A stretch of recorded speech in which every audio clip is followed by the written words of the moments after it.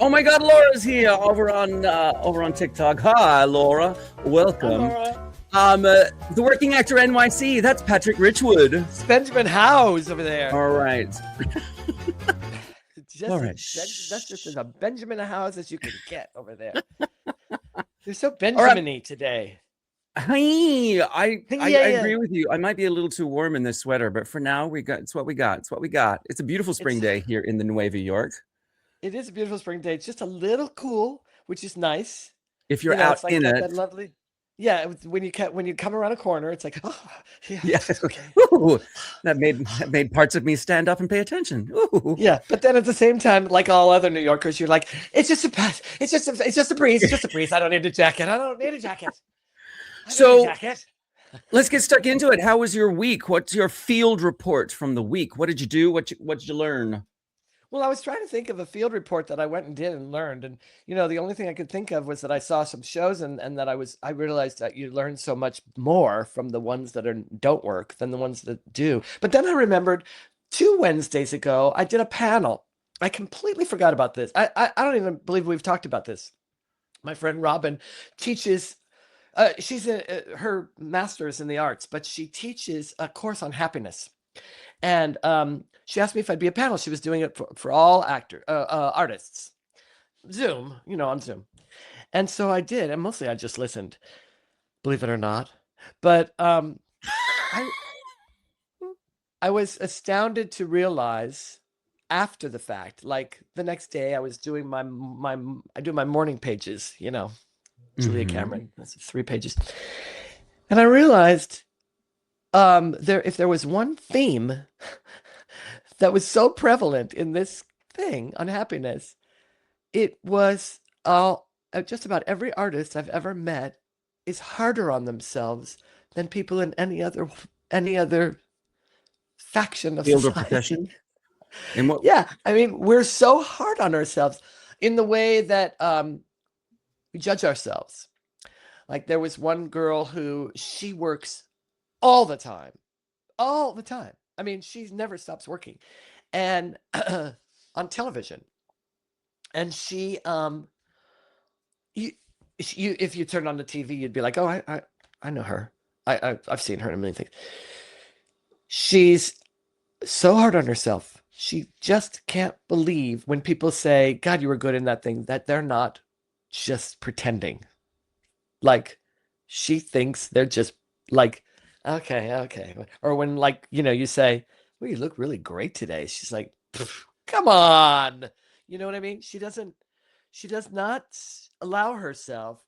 She's, obviously like all of us, she's working on her tools, and everybody was. But I just realized in that conversation after the fact, how hard I am on myself as an actor. And how hard we are on ourselves as actors. I can't count how many times I've been working with someone and the director says one little thing and they're down a rabbit hole. Oh, geez. We'll have to do a whole episode about that. I welcome to everybody who's watching. I see you over on TikTok. If you want the full shenanigans, head to the link in my bio, the office hours in the green room, in the link tree, so that you can click that first link and it'll send you right over here so you can see the full shenanigans, Patrick's beautiful face, and all of our valued assets. Yeah, we'll have to do an episode about tools and strategies for giving yourself being so hard on yourself. But the thing that I came away with as my field report was, take it easy on yourself, Patrick. Take a look at where you're being so harsh. You're such a harsh critic. I would never say any of the things that my brain says to me in the background to a child or to a coachee or to a friend. Right. I just wouldn't. You know what I mean? I would never be that. Have you ever used an evidence file? Like I have an evidence file. It's like when those voices start telling me how crappy I am, I do have to go to the evidence file and say, oh, right. You have been in 3 Broadway shows. Right. You have, do you know what I mean? An evidence file. That's a good thing. I love that. Yeah. That's a great idea. Yeah. I know I do have, I never call it an evidence file, but I do have a file drawer full of things that I treasure because they're like expressions of gratitude or love from other people. Uh-huh. And that can take the form of a letter that I got from someone who saw me in something, or it could be a friend who wrote me something lovely, or any number of things in there. And it's really it's a feel good drawer. So I like that you call it the evidence drawer, because that's The evidence really cool. file. The Yeah. evidence And file. I mean, Yeah. I have emails that I've kept so I can refer to That's them. I have nice. That's nice. voicemails that I've kept just so I can refer to them, just to remind myself. That's really nice. In fact, that's a great tool But- to counteract the Yeah. critic. The critic. We'll do a whole episode about it. Hey, my field report was that I didn't have a lot scheduled this week, but at the beginning of the week, I went to a screening of a really small independent film called Putty Sticks. And Putty sticks? P with a P. Putty Sticks. Putty sticks. Putty sticks. And okay. I believe it's a made-up word. And just a small independent film screening, about 25, 30 people. And I got chatting with some of them. And it made me realize that each arm of being an actor, each genre in the industry, like, I like to think, oh, I'm an actor. I do plays. I do musicals. I do TV. I do film. All of those different worlds or arms or genres, they have their own ecosystem, their own infrastructure. And I am way better versed in plays and musicals and the infrastructure and relationships that go along with those than I am in film and television. And it really got me thinking that, for example, when I first moved to America over 25 years ago, I did not know the repertoire, because in Australia, we don't have regional theaters just pumping out shows every summer so that you can go and see them and get familiar with Damn Yankees or City of Angels or whatever it is. Okay. So I just didn't know the repertoire. So I spent like a lot of time going down rabbit holes and doing my homework and doing my research. And I realized that as I am wanting to get deeper into the world of television, for example, I haven't done the same research. I cannot tell you what's on television. I can barely tell you what's on television right now. Yeah, because given my druthers, I will be out doing something or working on something, and I'm not sitting in front of the television watching shows. And that is to my detriment, because here I am saying, hey, I belong on television. And casting director says to me, great. What shows do you see yourself in? Crickets. The Nanny. I'd be a great butler on The Nanny. Different Strokes. Literally Downton Abbey. I mean, these are not Petticoat Junction. references. Oh, Gilligan's Island. I see myself on Gilligan's Island. Yeah, that's really cool. That's really true. Yeah, and you think of it like I guess we think of it like, well, I don't have time. But if we think of it like research or homework, what I like to call discovery. I had a teacher for 7 years she calls it homework, doing what the actor does, the work we do at home to develop and get rich and full, and also the work we do on a play or a script at home that we're not able to do on the set, right? The in-depth work, and we can do it on the set too, but she calls it all homework. And I never liked the term homework. It was a turnoff for me, because in school I never had the attention span for homework. I really, it became like not an empowering thing. But a friend of mine who's a lawyer was telling me about discovery work that they do, which is they go in, they do in depth, like Sherlock Holmes, that shit about aspects of their witnesses and shit. So, and it's called discovery. That I liked, because that inspires me. And I guess it's the same thing, isn't it? It's like we could set aside an hour or two every week to do discovery work and see what's on and who casts it and who's on it. And we had a house guest. We had a house guest stay with us for 2 nights, and so I mentioned this to her, and she said, "Oh, there's this really great show that I like." And so we ended up watching an episode of a show called High Potential. Never heard of it before. It's like it's a show out of LA, and it's got sort of procedural vibes to it, but it is actually it is actually a series. It's not, each episode is not a standalone episode. I really enjoyed it, and I enjoy watching television when I sit down and do it. Yeah. I know. I know. I used to pride myself on the fact that I didn't have a TV, but that was when you knew what every show was. Well, it was Now so, yeah, there's just such a so huge much spectrum, content, the so much scope of it, yeah, product. and it's Yeah. all so good. Even when you go like on TikTok, you go, "Oh my God, the talent that Yeah. people have is so shocking to me." The talent that's out there that no one would see if it weren't for platforms like TikTok. You know, It just sort of reminds you that amazing. there's so much acting to be done in the world.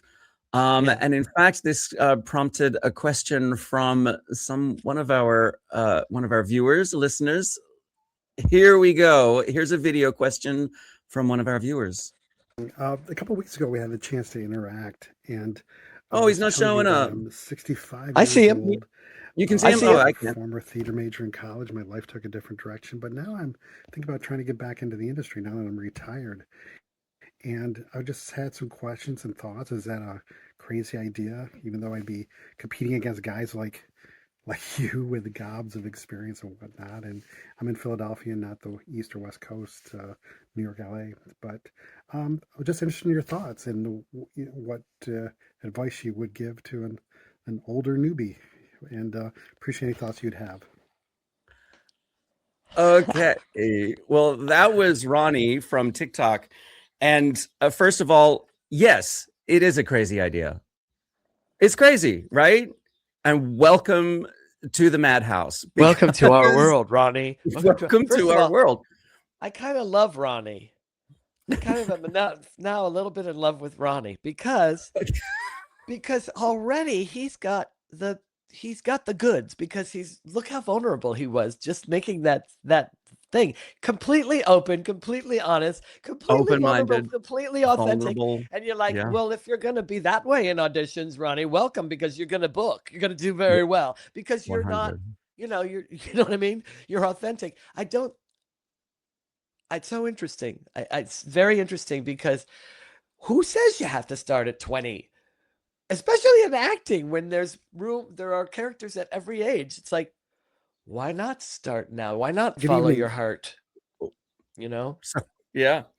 And I sort of feel, in a way, starting at 65 is kind of an advantage. That's what he Because said. Is that what he said he was? 65? I missed yeah, that. he said he was Okay. 65 and he's retired, and it was a theater major in college, but his life took a different path. And I sort of feel as though at 65, you know who you are. And I think that Yeah.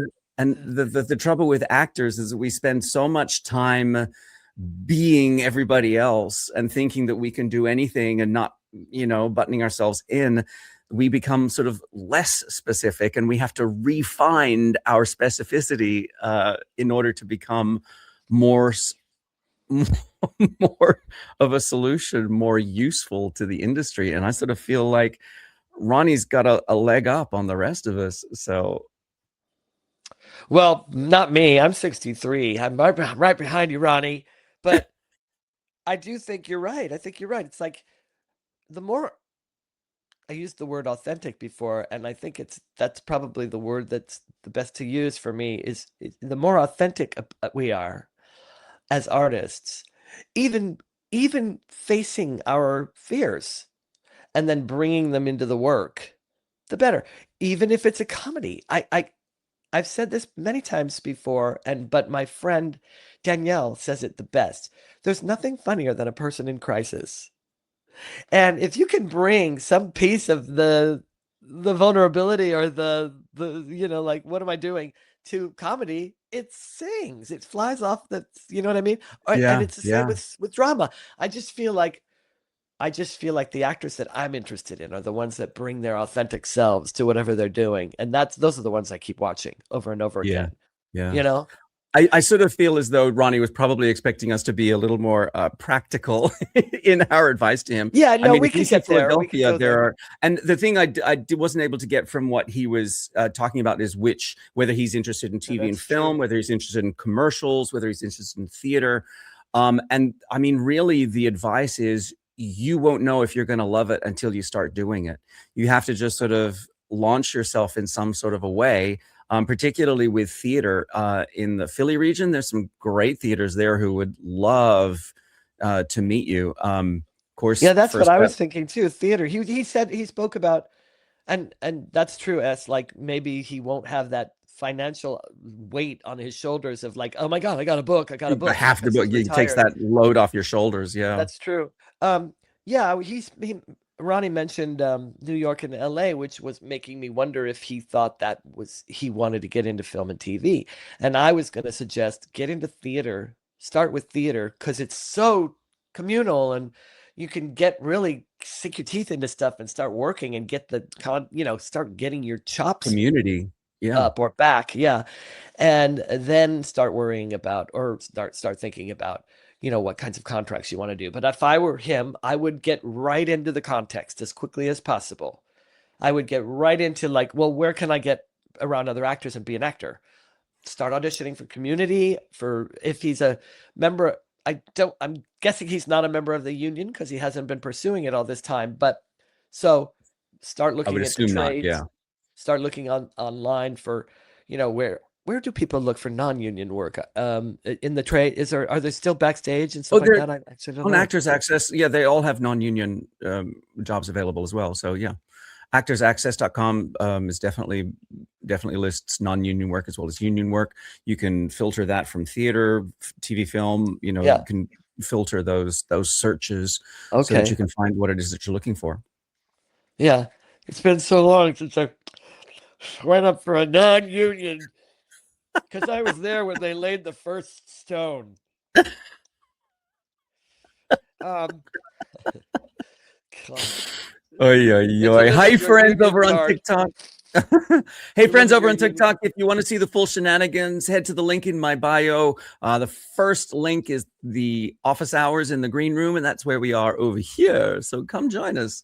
Come and see what you can see us wide. What Patrick looks like. You can see us. It's not terrifying at all.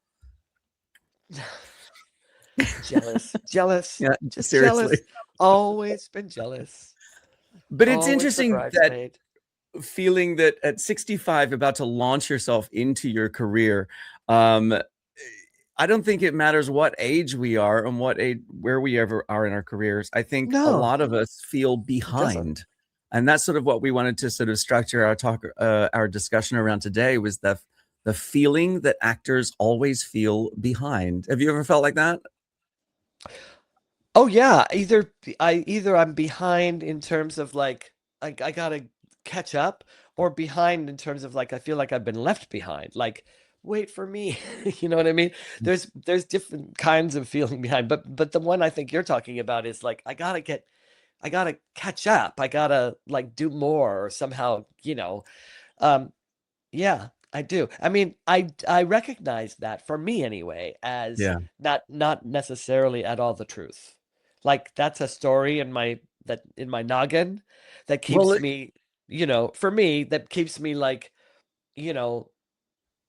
actually it doesn't do me much. It doesn't do me much good. It doesn't necessarily, you know what I mean? Like I guess I automatically turn it into motivation. How does Well, I was just going to say, I mean, I guess I did it to myself a bit this week, and it wasn't so much feeling like, oh my God, I'm behind and panicking about it. It was just that realization that, oh, I have research to do in this area, and I'm not sad or mad about it, and I don't necessarily feel behind. I have always been a late bloomer, so I figure it out as I go, and I do the work, and I get there. But I mean, the really, an acting career doesn't run on a schedule. So, but we keep trying to put it on one. It's like we think that there's a correct way to be doing it, and it's like everybody's timeline is different. It's like that line in the chorus line when Sheila goes, "Oh, I said I gotta be on Broadway by the time I'm 25," and then when I was 25, it's like I gotta be on Broadway before I'm 30, or we keep doing that thing to ourselves, like setting a limit. And I mean, really, as if it's the truth. Because we compare our progress by other people's progress. We're comparing our progress by other people's yardsticks. And I think social media I think that has always existed. Social media has made it worse. Yeah, I agree with you. Your your ruler is different than my yardstick. And your yardstick is different than my yardstick. Honey, And they say a lot of things about my yardstick. you know what I'm trying to say. I knew you were I going to don't go know there. why I knew you were going to go it's there. I 7:30 didn't to me. correct myself soon enough. Talk about comparisons. Oh my God. But you know what? If you think about it, you're absolutely right. The comparison, the feeling of feeling behind, can't. Oh, thanks, Brian. We're happy you're here. Thanks for joining us. Thanks, Brian. Good you're here. The feeling of being behind. That you're behind really kind of can't exist without living in the world of comparison. You don't have that if you're not comparing yourself to, and because behind in what sense? Like by whose standard, right? Right. And Right. there's not a timetable there's not a wall, bulletin board on some, universal wall that says, if you're not here by the 8:00 p.m., you're fired. You know what I mean? And so it really comes down to that comparison. And what is comparison if not based on anything but the present? Right. It's the one place that you don't do that in. It's the present. And what are we always saying? You and I are always coming back to the realization, like the best work we do, whether it's behind the scenes or on the scene, in advance or after the fact, is finding ways and using tools to be in the present. As actors, we keep coming back to that theme. Yeah. Yeah. Here it is again. It's right here, Yeah. I mean, and that speaks to Ronnie too, because it's like, okay, you're 65, but you're right now. Like, this is your right now. What else are you gonna do? Kind of. I'm sure Ronnie has a very full, active life, and he has a million things to do. But it's interesting that he's thinking like, oh, this is something I've always wanted to do. And I mean, you'll never know until you actually do it, unless you're in it at the moment. This is the present. Yeah, I didn't mean to make it sound like I don't think Ronnie has a full life. I do, no. Of course. But I meant, what else are you going to do in terms of that choice, right? You can either say, well, I'm not going to make that choice, and kind of like be back, once you've the genie's out of the bottle, he's gonna go forward.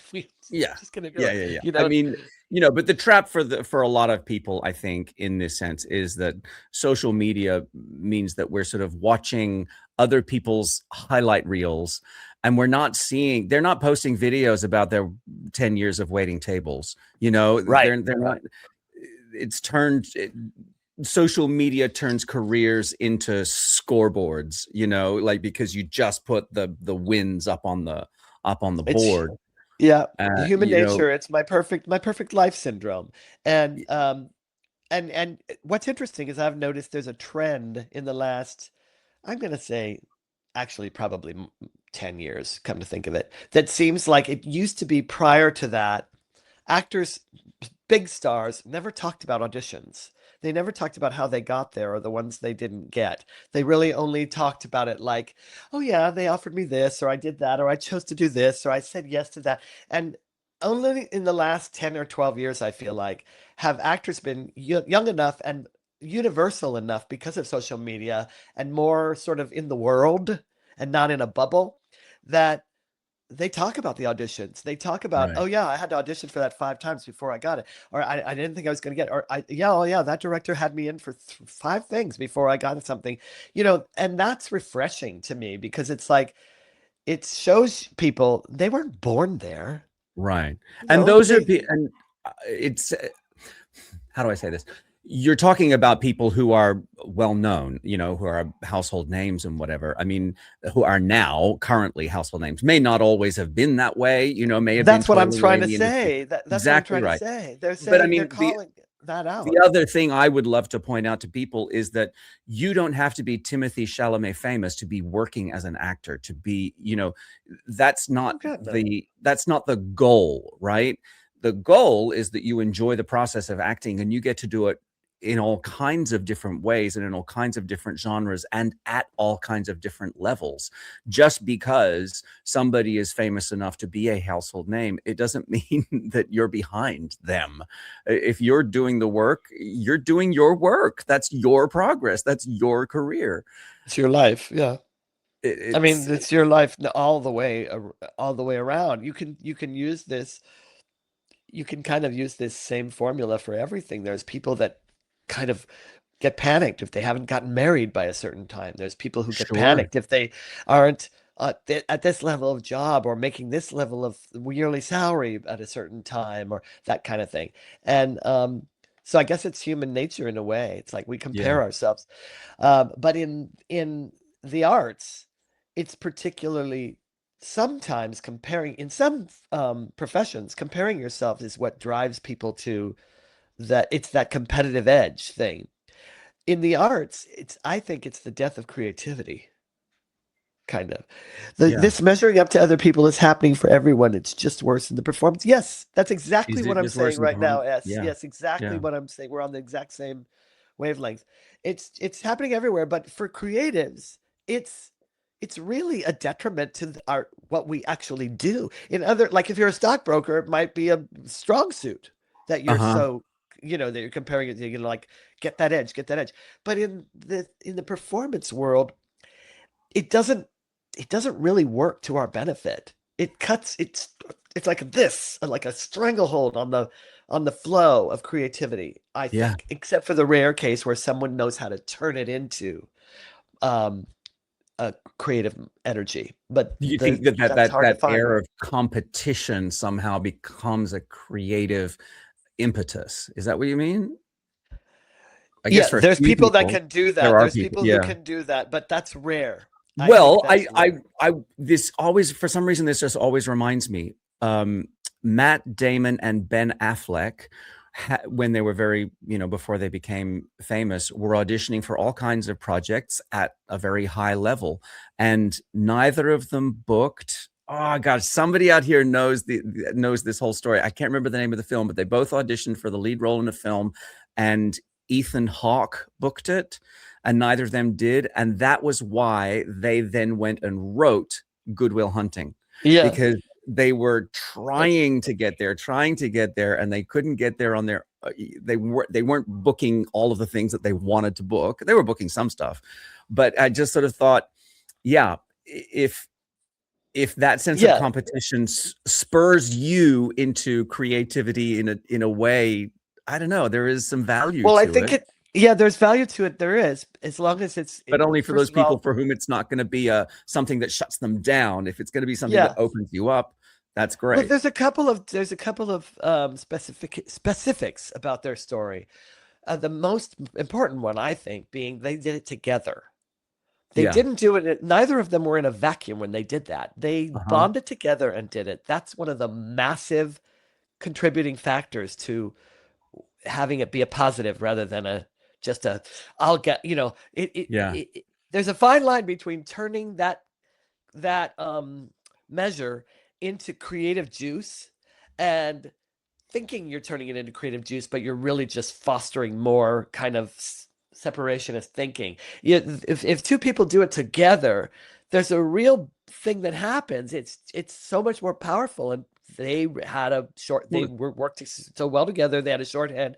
The other thing is they were not in their, late 30s or 40s or 50s or 60s. They were kids. Yeah. Yeah. And I guess they were in their mid 20s or late 20s. I don't know, but they early to mid. Yeah. These were young roles. Yeah. But they had, I think when we're a little younger, we don't have as many. You were talking about the evidence file, right? With the evidence of all the good stuff. Well, we also keep evidence. We don't know it, but we keep evidence files of all the bad stuff. Well, it's easier to recall those. People have the same file for the bad stuff. We just don't know it. Doesn't have a label on it, but really that's true. People are constantly referring to the negative evidence file all the time in the background of their minds. And it's funny because it's like they don't have as much of that. The larger file you have for the failures, the greater chance you you won't turn that into creative juice. That's why I say it's rare, because in Yeah. this broad scope of actors out here, artists out here, there's only a portion that are that age. There's a much larger portion that are older than them, and also feeling like they're in a vacuum. A big problem with actors is we feel like we're in a vacuum. Right. That's why when we get in a class, or we get in a workshop, or we get in a show, or on a job, it's so much more flow starts happening, because Yeah. we're no longer like in this like cell. You know what I mean? You got it, S. I'm realizing that this industry is all about working together, and it's true. I mean, Yeah. every TV show that wins an award, they always say what a great crew they have, the community that they create. It really is. It doesn't matter which arm of the industry I'm not you're going to in. say that. I'm going to say, I'd like to thank all the little people who made this possible, whose names I don't recall. Have you ever seen early success in an actor fizzle out because they didn't know how to sustain themselves, or they were doing it and thinking that the success was always going to be there? I sort of wonder about this, sort of, if early success is an illusion. It's sort Are of. you asking as a joke? No. I mean, do you know people for whom that has At happened? me? Wait. Have we not been talking for a year and two? Me, totally me. God. Yeah, because I had all this early success. I mean, by the time I was 18, I was on a national tour of an equity show on a Right. production contract. Then I was, my first summer stock job was as a principal in a really new play that won me a major, massive award in the theater. Okay. And then I was in my first off-Broadway show, got me all this attention from all these casting directors. So it was like, Okay. and then I went So it to sounds like you're having my, success after success after success. It's Well, like, where's the? it was right. This was all by the time I was 26, I was on a TV series. Yeah. I thought it was going to go that way forever. I had no idea. And I did not know anything about managing that, or structuring it, or being strategic. I've never been very good at being strategic. I was just flying by the seat of my pants. And so I definitely watched a change happen where I was like, oh, I should have picked that ball up, and run with it while I had it. While it was in my hand, I should have kept running with it. I thought I could put it down and rest. You know what I mean? I see. Yeah. Yeah. Okay, I'm getting it now. Yeah. Yeah. It's sort of that momentum that you had sort of in your early 20s and mid 20s wasn't the same as longevity, I guess. Right. Not at all. Yeah, exactly. And also it was, for me, it was every arrow pointed towards, oh, he's going to be a success. Like all through school and stuff, that was where I shined. And since I didn't shine in the other things, like I was never going to be a mathematician, I guess so I was always, I never did put down the ball, right? I never ran with it. But then when I got into my mid-20s, and I was like, granted, mind you, I'm sorry, little subparagraph. At the time, it felt like forever between those opportunities. It felt like a million years, because when we're young, a year feels like 10 years. Yes. But yeah. But when I look back, I go, all of that happened between less than 10 years after I graduated high school. All of it. And it's like, I mean, I really didn't realize how, I knew I was lucky. I mean, I knew I was getting these breaks, but I also, I don't know, it felt like, yeah, this is going to happen to me forever. And I know there are people I know who are infinitely more famous than I will ever be, who have shared with me that their dark night of the soul is when they realized, oh, this wasn't destiny. I got lucky. I was good. I was really good, right? This is them talking. And I definitely had a thing, right? I know that. I'm not discounting that, but another 12 girls could have gotten that role. And maybe they would have become the star that I've become, or maybe not. But but this was not like carved on some stone tablets on a mountain somewhere, that this was inevitable. I got Destined to be, lucky. yeah. Fortunate, let's say. And So yeah, then but you are still in your career. Like maybe yeah. the money isn't the same, or the recognition on the street isn't quite the same. But I mean, you're in sort of the what I call the actor middle. So after the first Middle booking, Earth. after the first, the first successes, then you enter this period where it's just the job, like, and you have to find a secondary income or a primary income in order to fill the gaps between the jobs. It is the waiting tables, the occasional jobs, the no clear trajectory, no clear ladder, this sort of your identity, who am I, sort of wobbles. It's sort of like the actor middle is just the road that you walk. And I sort of yeah. Well, it's true. I'm in the middle place, but I think what's helped me, and maybe this is just me, but I hope maybe it's helped other people, is this thing that I call the choosing. My mother always said, I remember when I was young, like when I was, I don't know, let's say 12, you couldn't be friends with this guy, Jeff, unless you stole something from the 7-Eleven. So that was the thing.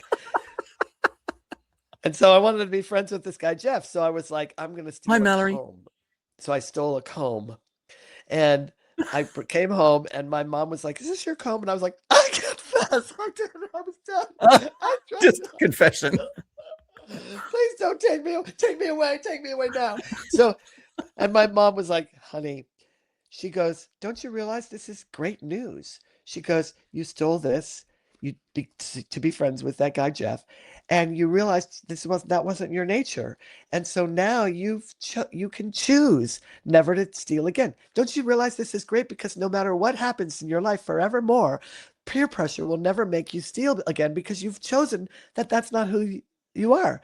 This is like the best thing that ever happened. And then she took me back to the 7-Eleven, and I went up to the counter with the same comb, and I bought it. And so I got it solved. But I'll never forget that, because my mom's words ring in my ear all the time about the choosing. We choose. Once you choose how, like, life is going to throw whatever life throws at us, right? Sometimes it throws roses. Sometimes it throws fucking shit. And it's not really about what life is throwing, but who we're choosing to be while life is throwing whatever life is throwing. That's what we have something to say over, So that's how come I think what's gotten me through all the ups and downs, and what has me still feel completely vital in the middle earth period, like the actor middle, yeah, is that I'm not measuring myself by where I am in my career. I'm measuring myself by am I being the guy I choose to be? That's the smart part. Yes, absolutely. I just want to do a little bit of housekeeping. Davos wants to answer this question right now. Can you guys recommend a good casting agent for someone getting started? I did want to get to the end of Patrick's thought before we jumped into this sidebar, because we were having a great conversation about the actor middle. I'm not certain if he means a casting director or an acting agent. An acting agent. I'll bet he means. We'll find out. It totally depends on what market you're in and what branch of the industry you see yourself moving into. It's okay. Now he's apologizing. Oh, I'm sorry. My first time here. All good. No. Don't apologize. Ignore Benjamin. He's just likes to make people feel awkward and uncomfortable. No, Davos, if you want, you could go to. It depends on where you are. If you're in New York, go to the drama bookstore.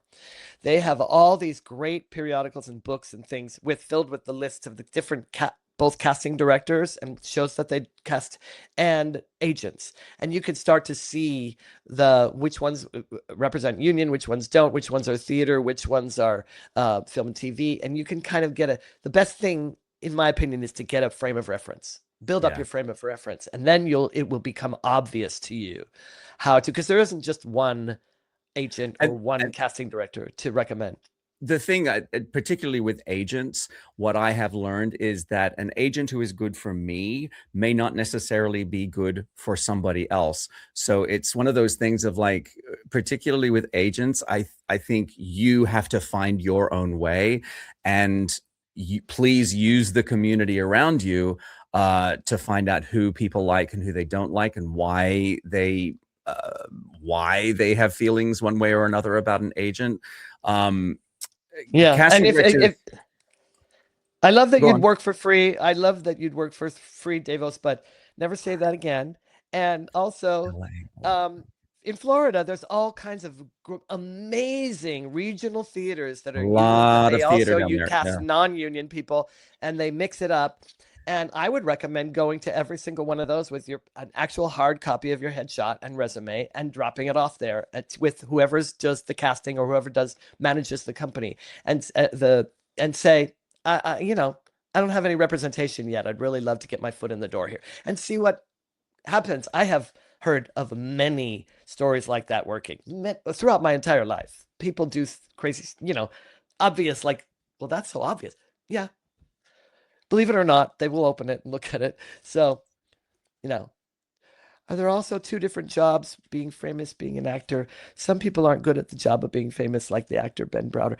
Those are two different jobs. Yeah. But it's about which one is your priority.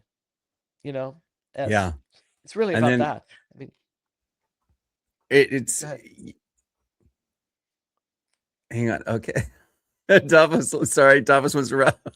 Wait, Davos has one more thing to say. Honestly, I find it so hard to get info from people. It's like they're scared to share info, even if we wouldn't compete for the same things. Yeah, that's just annoying. I know what you mean. One of my mottos is ready to share and happy to help. So Yeah, I know exactly what you mean, Davis. It's like, I guess I could give you some ideas, but I mean, my agent is they're full up. They don't. No, but I think that that would be a great way to, if you really want to get your foot in the door, the easiest way is theater. Even though there's people are lined up to get in, everybody that wants to do this wants to do it. But I never believe in letting the numbers stop you. This is a thing of mine.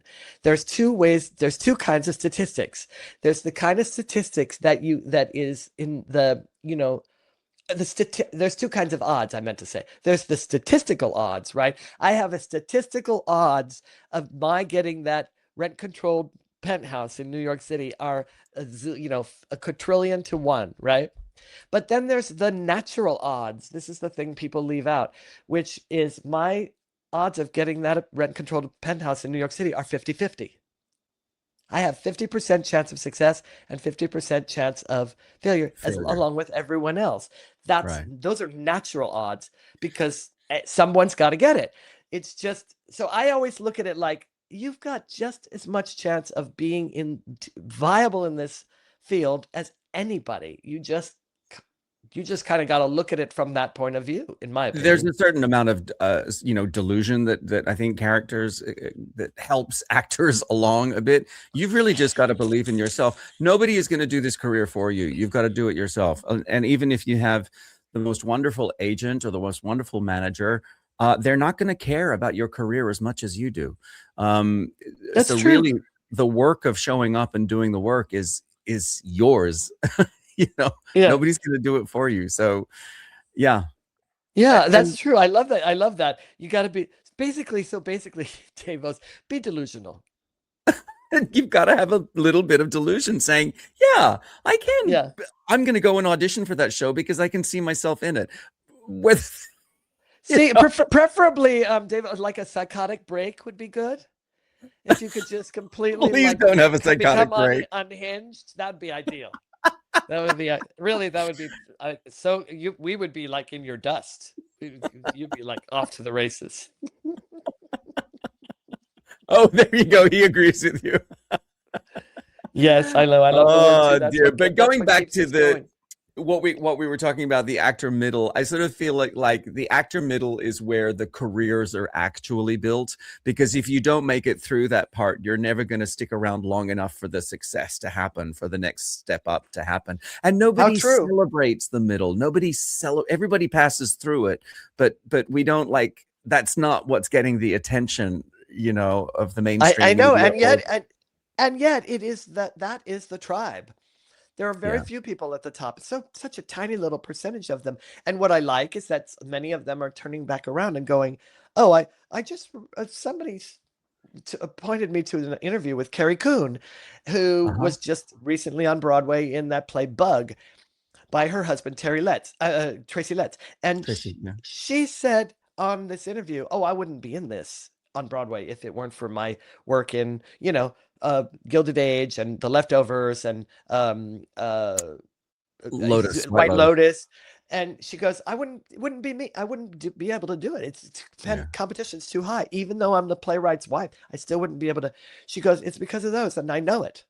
And was she wonderful? She was wonderful in that play. Yeah. She really Yeah. was. Oh, we saw it together. But it was so, I loved that she said that. I thought that is so invaluable for actors looking up to her, to have her speak the truth like that. That is the truth.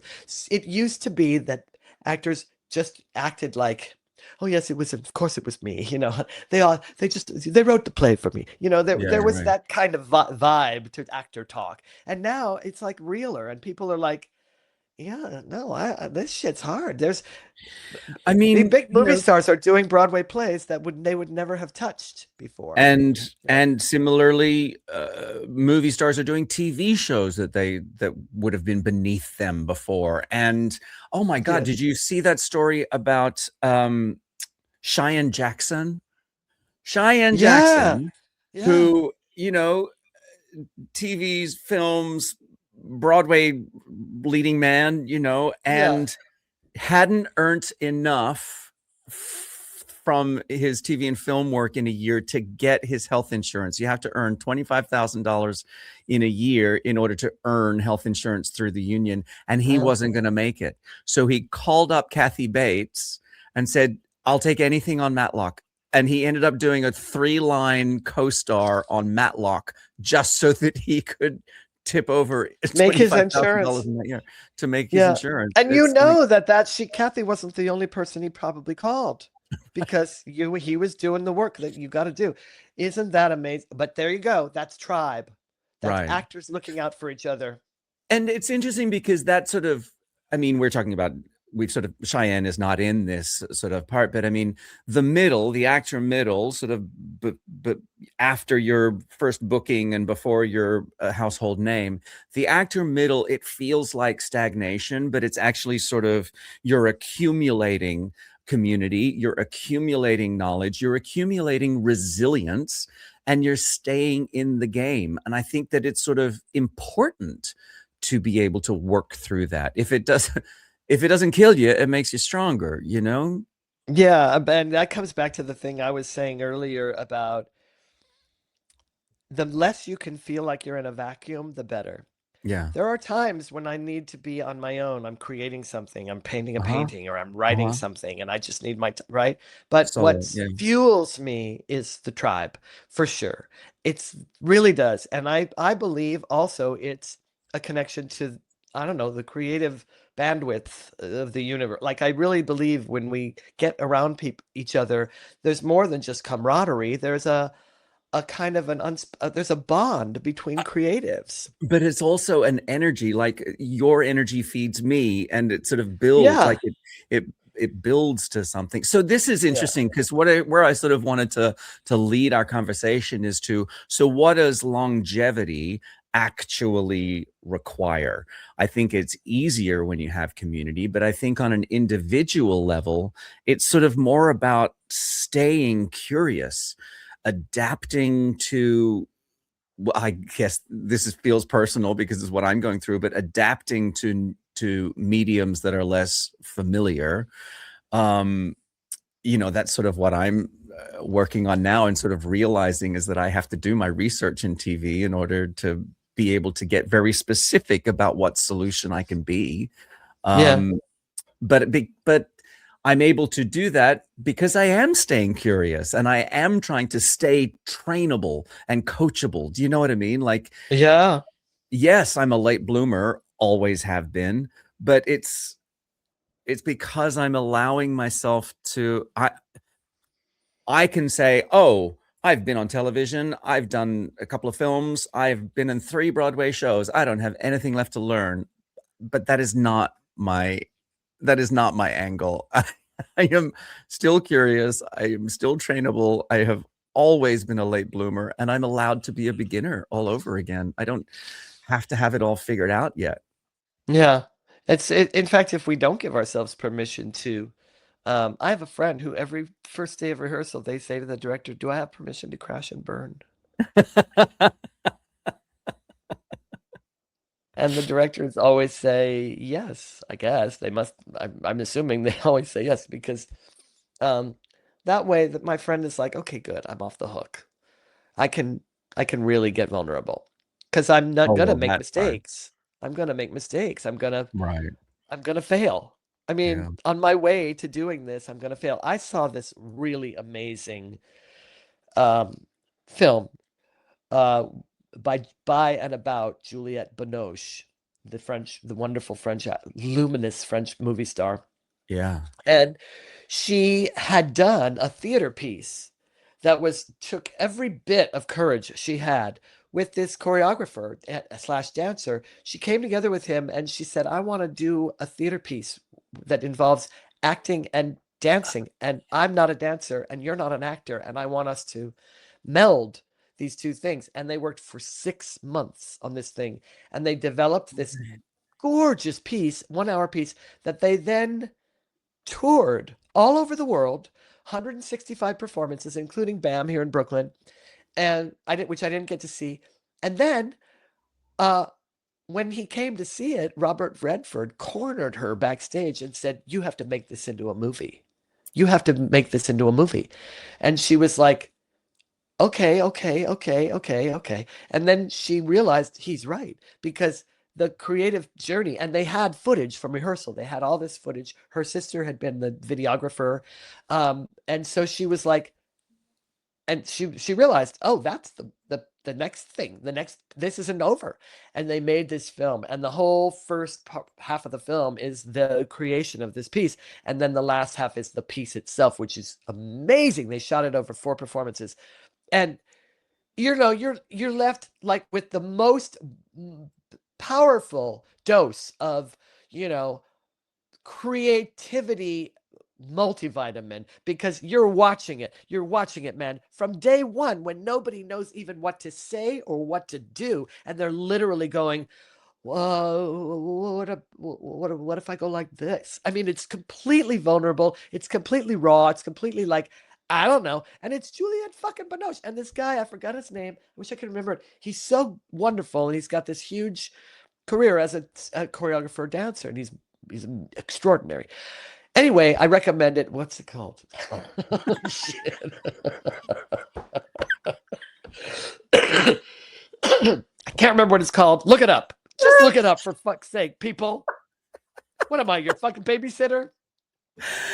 Google it. Oh my God.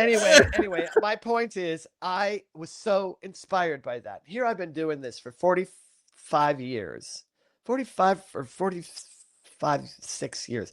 And I'm, and I got so inspired by that. It's like, that's what you want. That's what you want. That's the juice you want.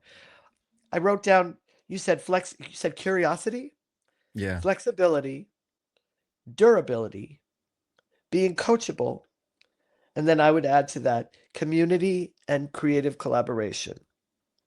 Those are like the ingredients that make the recipe that is longevity. Can you think of anything else? Sorry, I got distracted because TikTok was trying to kick us off our live. Oh, well, I just We've said been the doing most profound thing I've ever said in my whole life. That's all. But no, I think that covers it beautifully. I mean, and because longevity is the goal. And slow growth is real. I feel like being in the middle is normal. Like that feeling that you're behind is an illusion in a way, because the middle is normal. That is the career. Did you know Danny DeVito didn't get his big break until he was like 40 or something like that? Oh, really? He got cast on Taxi, which was a huge hit on TV for, I don't know, 6-7 years or something. And Yeah. he was so brilliant, and then he became a movie star. He didn't Yeah. get that break until he was about, I don't know, I think he was about 40. He was like this crusty guy that, And he was this crusty guy. yeah, But and I mean, then he imagine had if this he thought, massive career. He had this massive career. well, that's the thing, became a huge movie star of, Yeah. Throw mama So from the tree. you're not behind, you're just building something that takes time. How's Yeah. that? Does that suit you? Yeah, I think so. Yeah, that works for me. There's no such thing. If I feel like I'm behind, who am I comparing myself to? What? Behind whom? To what? Who? Right? Right, Behind exactly. Behind whom? See, I said the whom. Oh, I have well an done. education. Education. Can't remember the name of Juliette Binoche's film, but Google it. thank you. We'll be back in 2 weeks for another episode of the Working Actor NYC. Thanks everybody for tuning in. Like and subscribe. Like and subscribe wherever you're listening to us. Rate and review, or if you're watching us, please leave us a comment or send us a video question. We love those, and we'll get back into them in 2 weeks' time. See you then.